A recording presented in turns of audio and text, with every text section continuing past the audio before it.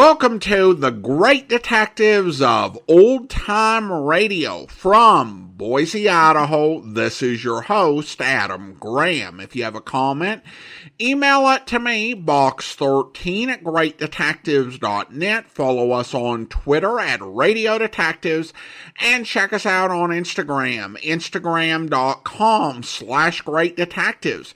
If you're enjoying this podcast, please follow us using your favorite podcast software. Today's program is brought to you in part by the financial support of our listeners. You can support the show on a one-time basis by mailing a donation to Adam Graham, P.O. Box 15913, that's P.O. Box 15913, Boise, Idaho 83715. I want to go ahead and thank Carolyn and Sherry and Mike for supporting the program that way. Again, thank you so much for your support. Well, now it is time for this week's Dangerous Assignment. The original air date, December 3rd, 1952, and the title is Italian Actress.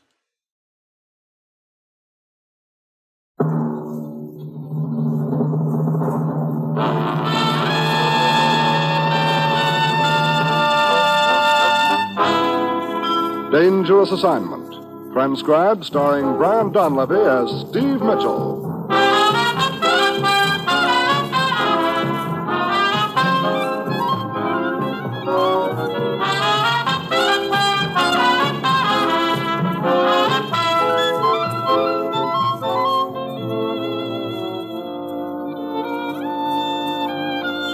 Yeah, danger is my assignment. I get sent to a lot of places I can't even pronounce. They all spell the same thing, though, trouble. But when I walk into the commissioner's office, I don't realize that this assignment's going to prove that you can sometimes hang a killer sky high with a little piece of string.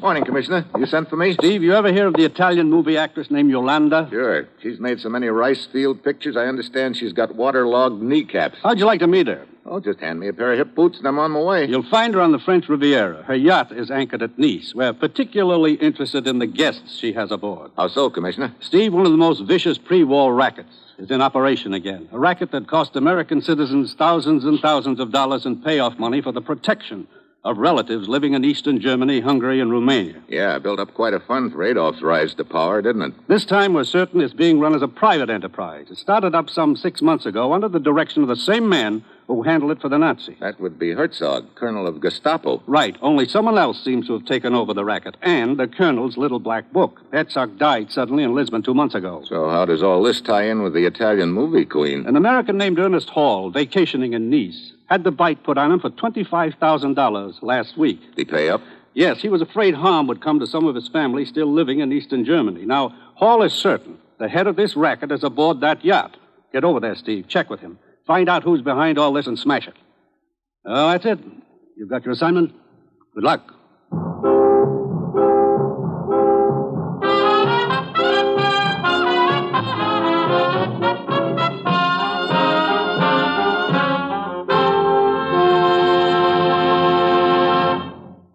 The National Broadcasting Company is presenting Dangerous Assignment, starring Brian Donlevy in the role of Steve Mitchell, colorful two-fisted government agent.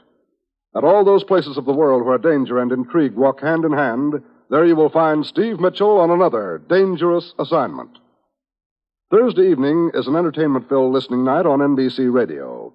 Set your dial to this station for such fun-packed programs as Truth or Consequences, with Ralph Edwards playing host on America's favorite party game.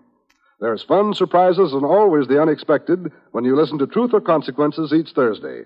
And for Western songs and adventure, hit the trail to Paradise Valley and the Double R Bar Ranch, for there you'll find the Roy Rogers Show and 30 minutes of top-flight entertainment.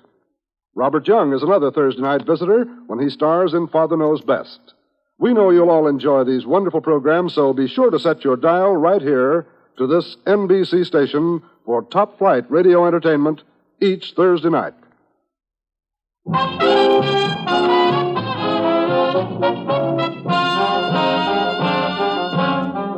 Sure, I've got my assignment. Get over to the French Riviera, check with an American who's had to pay off protection money for members of his family living in Germany. find out who's running the racket and break it up. It's late Thursday afternoon when my plane lands. The American, Ernest Hall, is waiting for me in his hotel room. I was afraid for my relatives, Mr. Mitchell. That's why I didn't call the authorities until now. I wanted nothing to go wrong. I decided it would be best to investigate quietly after the payment had been made. All right, Hall, let's start from the beginning. When did you get the pitch? Sunday evening. A letter had been slipped under my door. The note contained a demand for payment of $25,000.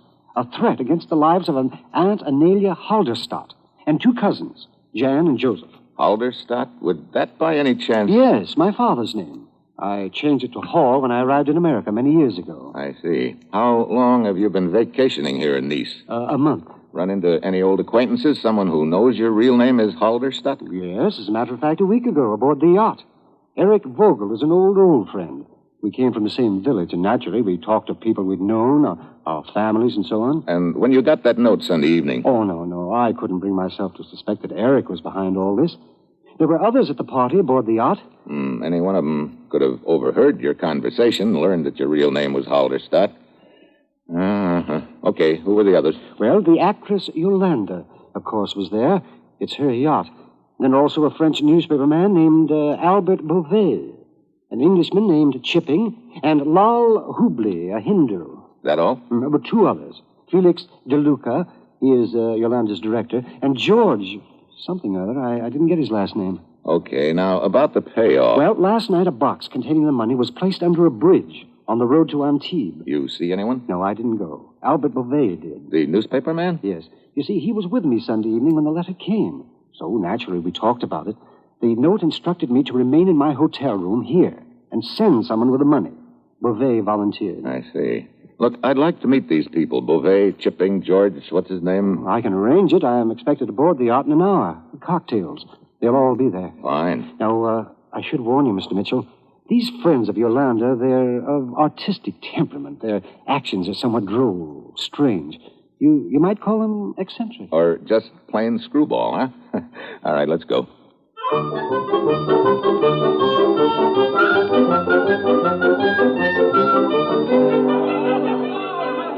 Well, I've met some characters in my time, but nothing like the wacky group assembled aboard Yolanda's yacht. The queen herself is attired in a leopard skin bathing suit, dark glasses, a floppy sombrero with a fur 4-foot brim. She's tossing grapes across the room to a gent who's standing on his head in the corner with his mouth open. The Hindu, draped in his sheet, is sitting cross-legged on the bar, and he's cracking walnuts with his teeth. Paul introduces me to Yolanda, and a split second later, the door bursts open. 2 gents race into the room. Each of them is armed with a saber.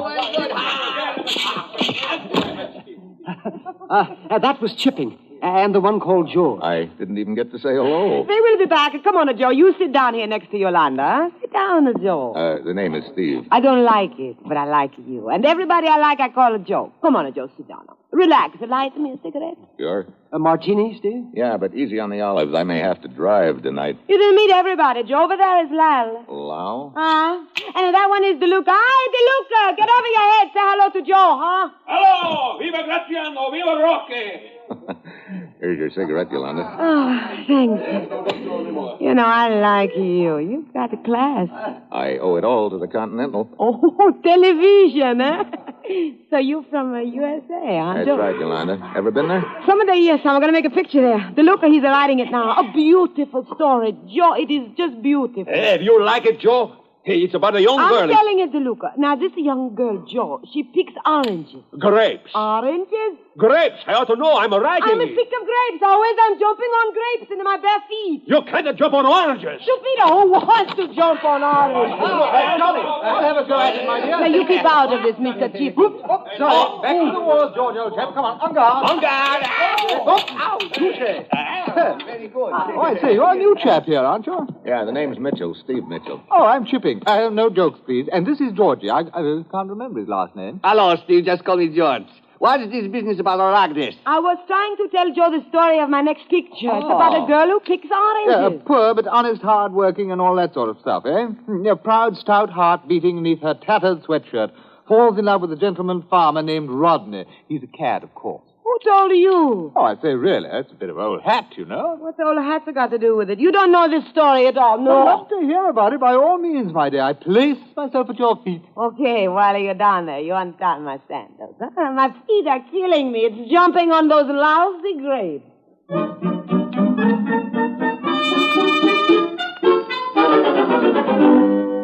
Well, Yolanda launches into a dramatic account of the plot, a tender, heartwarming story of love, greed, and hate among the smudge pots. Suddenly, the salon door swings open. A short, heavy-set gent stands there with a mask over his face, a .45 in one hand, a small satchel in the other. Hi. What are you doing? What's it? Shut up, sister.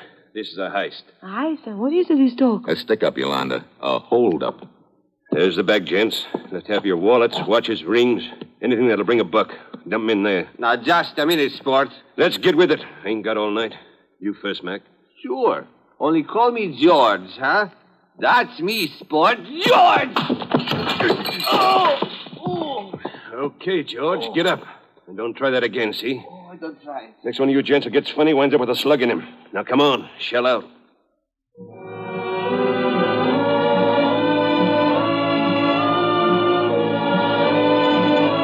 The little gent picks up the bag, backs out of the room, and then he's gone. I take 3 quick steps to the door, stick my head outside. The slug chips a hunk of mahogany just over my head. Then I hear footsteps going down the gangplank. I take off on the double. Ernie Hall is right behind me. Do you see him, Mitchell? I think he ducked around the warehouse. Come on, we'll cut through here. Hold it. What is it? Someone coming up alongside the building, and he's in a hurry. Hold it, Buster. What?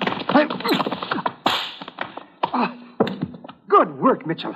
On your feet, Buster. Let's have a look at you. Got a light, Hall? Yes. Yes, here we are. Mitchell? What's the matter? You recognize this gent? It's Albert Beauvais, the newspaper man. Oh. Beauvais, you all right? Oh, Monsieur Hall, it's you, huh?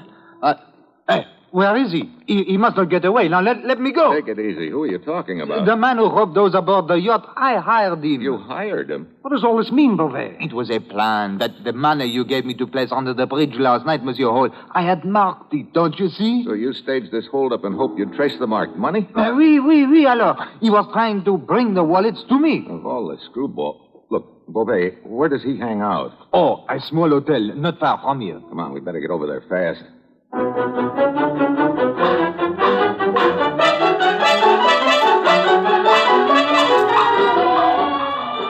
We hustle over to a broken-down hotel on the waterfront. Beauvais and Hall hurry into the lobby, and while Beauvais conducts an arm-waving conversation with the man behind the desk, I duck down the alley and back of the hotel. I don't have long to wait. Our hold-up friend scoots out the back door, and I grab... Sure, he's a small gent, but his left has the stock of a pile driver. I'm setting him up for a right cross when my foot slips on the wet cobblestone, and as I go down, he clouts me on the side of the head with the satchel. I'm sitting on the curb, rubbing my ear, when Hall and Beauvais come pounding up. Mitchell! Are you all right? Yeah, but our friend got away. He left this, though. Aha, the satchel. Here, let me have it. You will see my plan was not such a bad one after all. Look, yes, money. Yes, here is a bill I marked. And another. So? Oh, sacre bleu. Yeah, your plan called for us to find that marked money in somebody's wallet, and we'd have our culprit. The money is here, all right, but where are the wallets? He must have thrown them away. Now we are right back where we started from.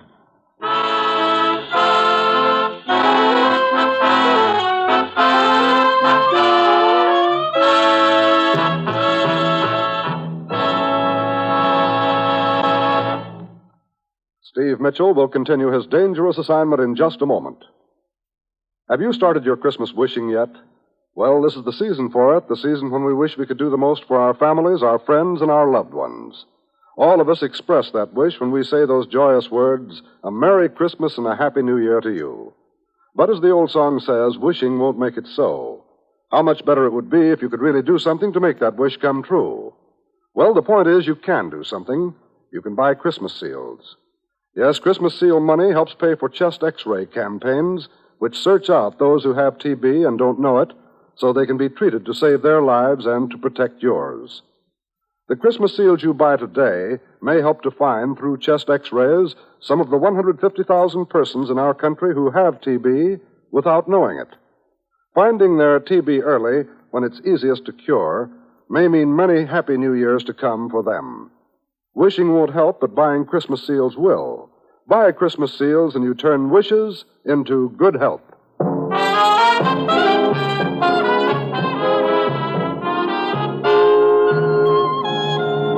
Now back to Dangerous Assignment and Brian Donlevy as Steve Mitchell. Your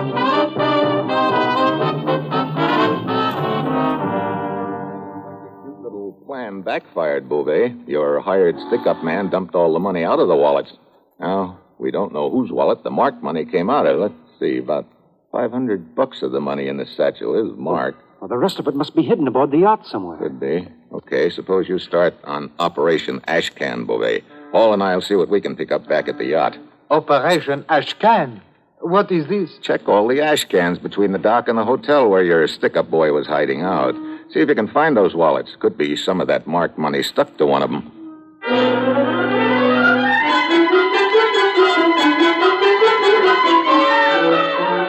Hall and I head back to the yacht. Yolanda, Chipping, and George are in the lounge. I put the satchel on the table and tell them we tracked down the stick-up man, that he got away, but we recovered the money. How much money was there? About $2,000, George. Most of it was in the satchel, but there was $500 in his coat pocket. Just what I lost, Sport. Thank you very much. Oh, you're sure about the amount, eh? Sure, I'm sure. Well, there it is. Help yourselves. Yolanda, how much did you lose? You remember? A couple of hundred, Joe. Chipping? Well, it's a bit hard to say. I've stumbled across some rare finds in Nice, and I'm not sure how much they've cost me. Rare finds? He's a book collector, Joe Dull. Oh, then you don't know how much you had in your wallet. Well, not more than 300, I should say. You see, I don't carry a great deal of cash on these trips. Letters of credit and that sort of thing, no? Oh, I should have so much credit. He's a dirty rich, Joe. You know, filthy rich, darling. Dirty, filthy. He'll never be cleaned, huh? Oh, fine. Where's DeLuca? Oh, he's attending. He was no feeling so hot. Oh? No, nothing like losing some money to make DeLuca no feel so hot. Well, slip a few of these bills in his oxygen tent. It may snap him out of it. You got a good sense of humor, Joe. Oh, I'm a riot, Josephine. I got a good idea why you don't come with us, huh? Will you? Sure. On the cruise. We're shoving off in about an hour. Oh, where are you heading? Oh, I thought we stop at Corsica and then Naples. Then what? Then we split up. I got to go back to work. Oh, okay. Thanks for the invitation, Yolanda. You've got yourself another passenger.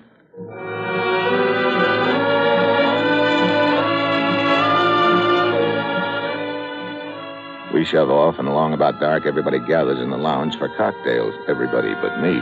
I figure this is my chance to start searching the staterooms, and George What's-His-Name is currently at the top of my suspect list because of the way he tried to stop the holdup, and later, a prompt claim he put in for the $500. So I give his cabin a frisk, but I can't find anything. I step out in the passageway and turn to close the door behind me. Suddenly, something hard connects back of my ear. It knocks me to my knees. I can hear somebody taking off down the passageway. I stagger to my feet and brush the cobwebs out of my brain, then pound along the passageway around the corner. Hall. Oh, well, Mitchell, I came below to warn you. Warn me? Yes, I saw DeLuca leave the lounge a few minutes ago. I thought he might have come down here. I see. What happened? I got hit on the head. Must have been DeLuca. Maybe. He took off in a hurry. Did you find anything in George's stateroom? No. I'll try Beauvais's next. Wait a minute. Sounds like they're all coming below to change for dinner. Great. Okay, looks like I'll have to wait for another chance.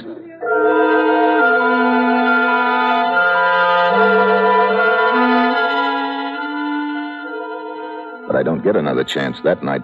After dinner, Yolanda wants to play charades, so we all have to choose up sides. Lal Hubli, the Hindu, sits in one corner, cracking walnuts and keeping score. When the game finally breaks up, everybody turns in, so I'm out of luck. The next morning, when I come out on deck, Corsica is in sight. Yolanda and DeLuca are standing at the rail. This is my homeland, Corsica. All night I dream about it. A great island, Mitchell. Home of great people. You and Napoleon, huh? Please.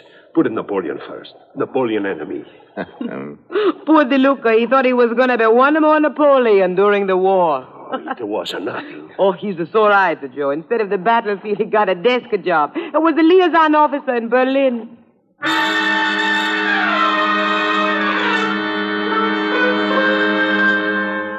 The word Berlin hits me like a hammer. That little black book which started this whole deal used to be in the custody of a Nazi named Herzog in Berlin. DeLuca could have hooked up with him there. At this point, he seems to be edging George out of the top spot on my list. An hour later, we dock, and the happy little group streams off the yacht for a gay day ashore.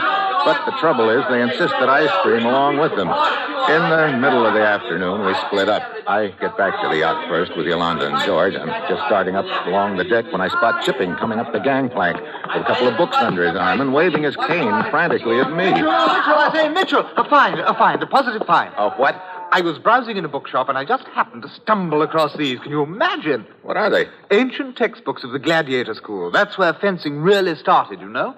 Look here, old man. You see these illustrations? See? There. It's been the prevalent theory that the glide or sliding thrust is a comparatively recent maneuver, but you see, it's the same thing. Look, I'll show you with my cane. You go like this, you see? Hey!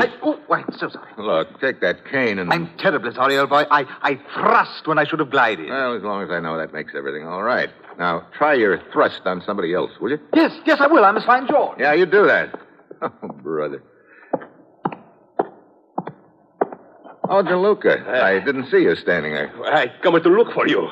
Yolanda says, tell everybody cocktails. Okay, tell her I'll be along in a couple of minutes. I stay up on deck until I see all of them come up to the lounge. Then I head below.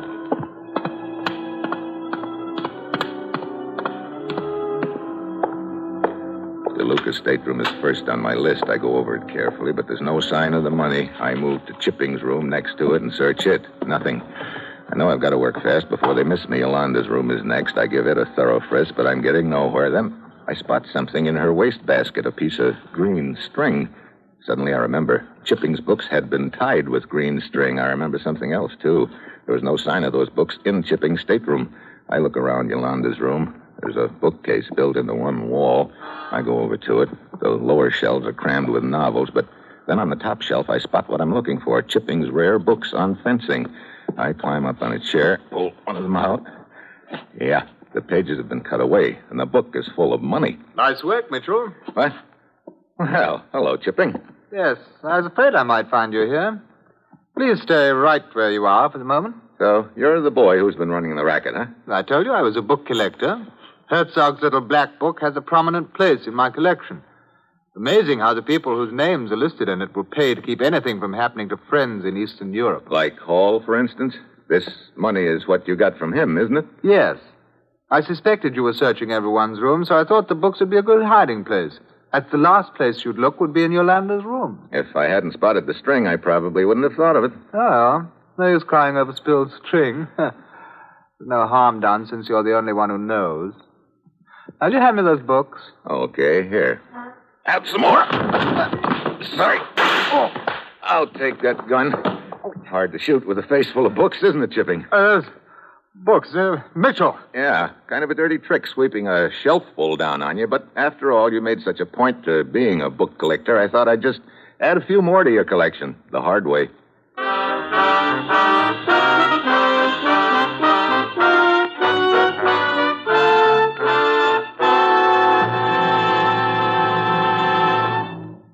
Our star, Brian Donlevy, will return in just a moment. Fresh new comedy material to keep you laughing all evening long is what you'll hear every Tuesday night on this NBC station.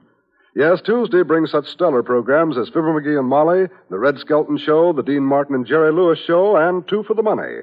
You'll enjoy them all on NBC. Fibber and Molly have been entertaining you from 79 Wistful Vista for more than 15 years, and they still bring you chuckling good comedy each Tuesday night. That clown of clowns, Red Skelton, brings you a three-ring circus of laughs with Junior, the mean little kid, Cauliflower McPug, and Willie Lump Lump. Dean Martin and Jerry Lewis are the madcap comedians in our Tuesday night lineup, and you never know what to expect next when they team to bring you a half hour of top comedy listening. Then, of course, Herb Schreiner is the power behind Two for the Money, and his power is to make you feel at home with his down-to-earth humor. So keep your date with our terrific Tuesday night lineup, and set your dial to NBC next Tuesday and every Tuesday for tops in comedy entertainment.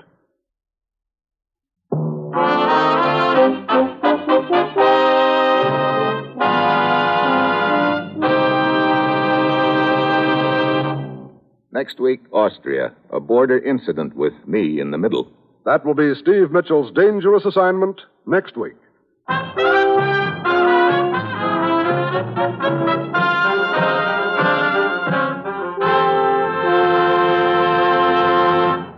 Included in tonight's cast were Howard McNear, Betty Lou Gerson, Nestor Paiva, Ben Wright, and Paul Dubov. This is John Storm speaking.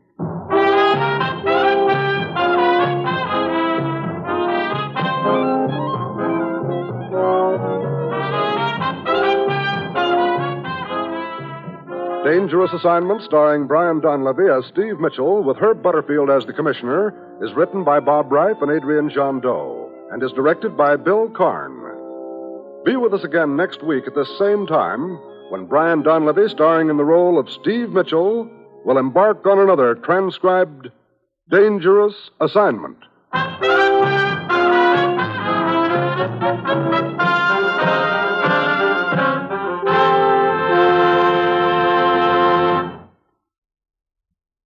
Tomorrow, hear both Judy Canova and Truth or Consequences on NBC.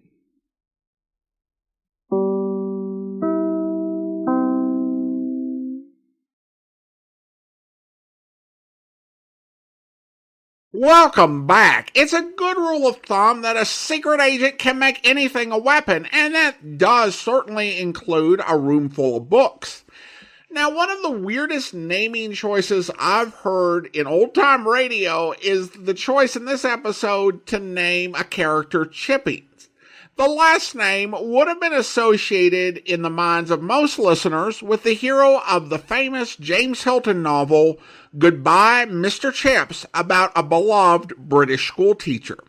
There had been a well-received film adaptation that had won Robert Donat a Best Actor Oscar, and of course there have been adaptations since. Using the last name for a character in a spy drama, and as the villain no less, is certainly a choice. But I guess we now know what would have happened had Mr. Chips chosen a life of crime and villainy. Now we turn to listener comments and feedback, and we received a couple of notes along with the donations. Sherry writes, "Love the podcast, so thankful for you and the podcast, God bless." Well, thank you, Sherry. And Mike says, "I love your shows. I listen to them every night.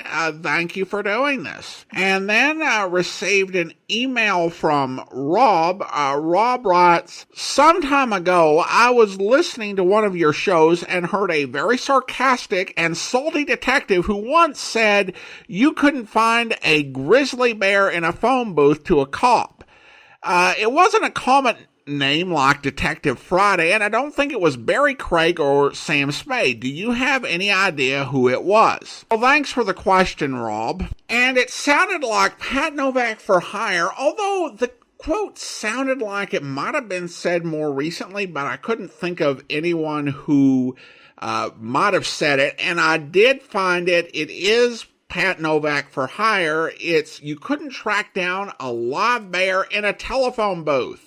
And I was able to verify that on the Pat Novak for Hire quotes page. And you can find that just doing a search for Pat Novak quotes. And there's a really good website, patnovak.50webs.com. And I started this podcast in 2009, and that website was still around. It has not, as far as I can tell, hasn't been updated. But it has still been there for all these years, maintaining the wit and wisdom of Pat Novak for generations to come. Finally, we have a comment from our listener survey. Bill writes, "Great show with a nice amount of variety."